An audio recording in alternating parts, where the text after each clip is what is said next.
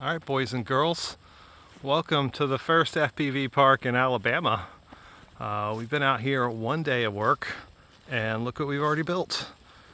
We did not get to the LEDs just yet, but we have got quite a bit done. All volunteers, all donations, and everybody's welcome. This is just the beginning.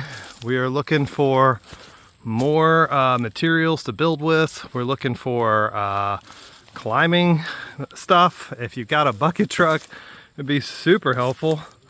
You know, we like to get high.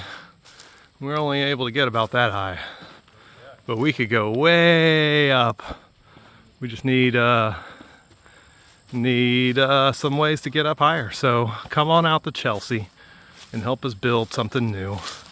I've got over $300 worth of LEDs I'm gonna initially donate just to start off getting things lit.